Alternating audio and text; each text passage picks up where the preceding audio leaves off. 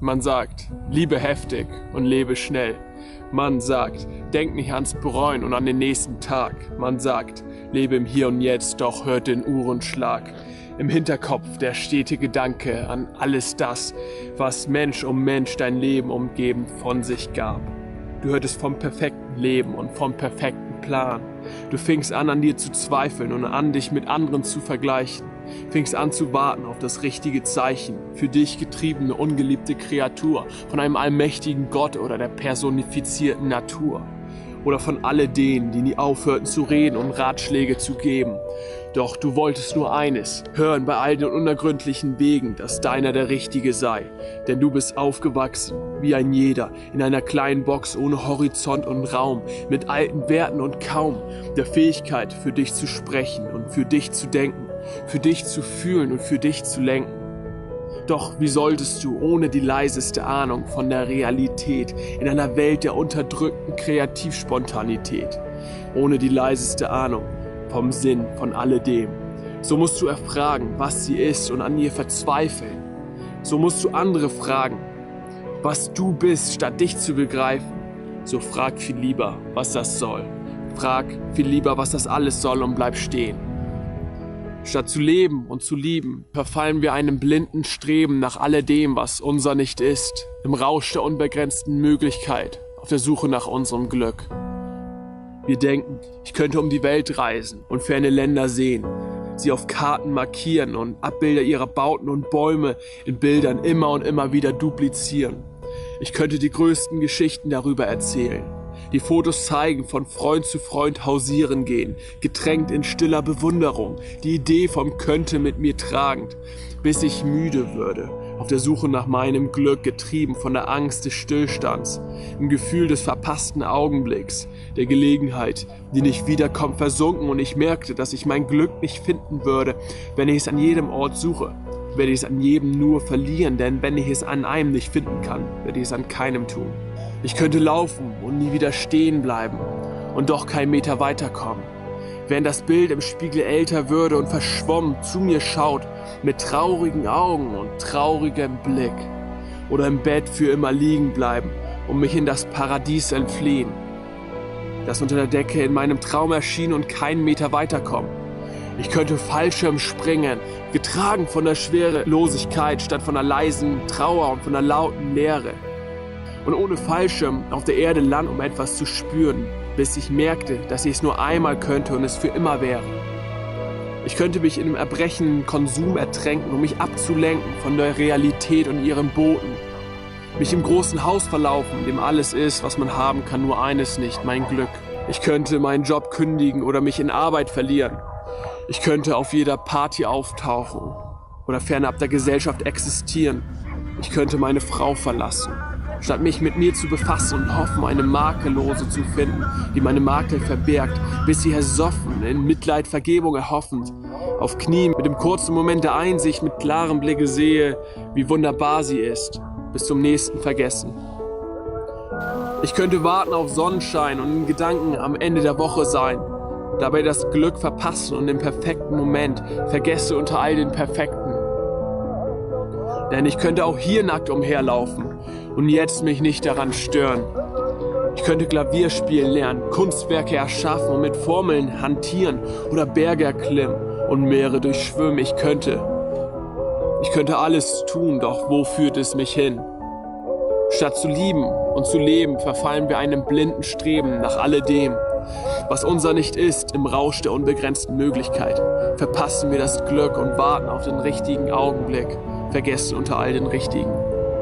Und hätte ich doch nur den Müll rausgebracht und meiner Liebe zugehört, mit ihr gestritten, mich versöhnt, gelacht, statt gestört gefühlt durch alles herum zu lamentieren, dann säße ich jetzt nicht alleine da, starr nackt im Abendschein des Mondes, in meiner Burg aus Pizzaschachteln schon wieder in Selbstmitleid badend, in einem leeren Haus verweisend, ohne das Lachen meiner Kinder, ohne das Lachen meiner Liebe, ohne das, was Glück und Zuhause ist.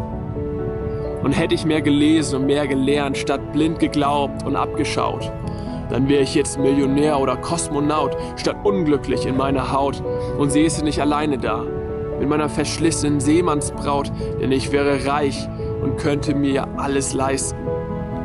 Und jeden Fehler wiederholen und am Ende des Lebens verstohlen in den Spiegel meiner selbst zu schauen. In ein altes Gesicht, ohne Liebe und ohne Zuversicht. Doch hätte ich den Mut gehabt, sie anzusprechen, ihr meine Liebe zu gestehen, hätte ich doch nur den Mut gehabt, mein Leben zu leben, statt mich dem Leben zu ergeben, dann wäre ich glücklich, so glaube ich's. So finden wir nur unser Unheil, das wir mit Masken und Ergüssen, mit momentanen Genüssen zu füllen versuchen. Mit allem, nur nicht im Alleinsein, mit oder ohne dem Einsamsein, mit dem leeren Raum, den es braucht. Stattdessen mit Bourbon, Wodka oder Rum.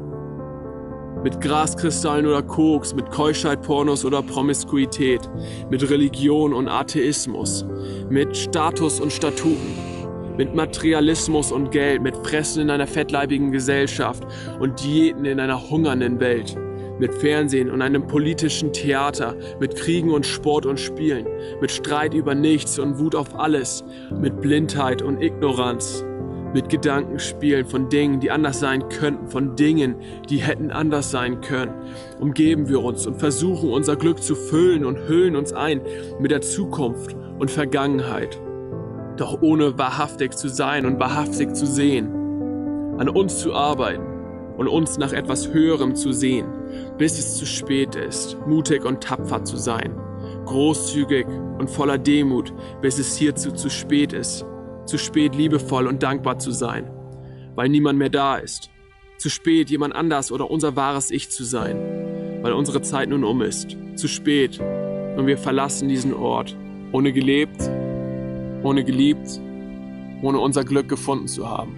Statt zu leben und zu lieben, verfallen wir einem blinden Streben nach alledem, was unser nicht ist, im Rausch der unbegrenzten Möglichkeit. So sind wir alle in Wahrheit nur Kosmonauten, auf der Suche nach unserem Glück und schweben darum mit bestem Blick. Auf alles das, was wir haben könnten, doch das Glück liegt, obwohl in allem verborgen im Nichts. Unter der Traurigkeit liegt das Glück verborgen, wenn wir uns statt abzulenken, dem Gefühl der Trauer anvertrauen und spüren und weinen, wird es in jeder Träne sichtbar sein. Unter Scham liegt das Glück verborgen, wenn wir uns statt zu verkriechen und bunt anzulaufen, zu uns stehen und den Moment ergeben. Unter Angst liegt das Glück verborgen, wenn wir uns ihr stellen. Unter Hass, wenn wir ihn erkennen und wir vergeben. Unter Verletzlichkeit, wenn wir uns anderen zeigen, als das, was wir sind und nicht nur vorgeben zu sein. In Intimität und Nähe, in Offenheit und Wahrheit, in Dankbarkeit und Demut, darin am allermeisten. Es ist einfach, das Glück zu finden, wenn man es nur will. Verborgen in einem einfachen Leben, einem Leben, das in einem Augenblick mehr Tiefe und Wahrheit trüge als 88 Jahre, gefangen in einer Lüge und einem Konstrukt der Angst und taube Hoffnungslosigkeit und mehr geben kann als reine Oberflächlichkeit. So sage ich, schau dich um und sieh das Glück, sieh die Wunder, die dich umgeben, des Augenblicks, lächel und tanze und erlebe, als ob es keinen Morgen gäbe. Achte auf dich, auf dein Herz und deine Seele, dein Körper und deinen Geist und sieh sie als die kostbaren Geschenke an, die sie sind. Achte auf andere, als ob sie eins mit dir wären, damit sie eins mit dir werden und nimm nichts als Selbstverständlichkeit an, da nichts selbstverständlich ist. Lebe deine Passion in der Zeit, die dir bleibt und stirb jung, statt in einem Körper früher graut und Knochen aus Papier, leblos in der Brust. Das ist dein Leben. Was haben wir in diesem Leben zu verlieren, außer unser Leben und unsere Liebe? Es ist Zeit, langsam zu leben und heftig zu lieben.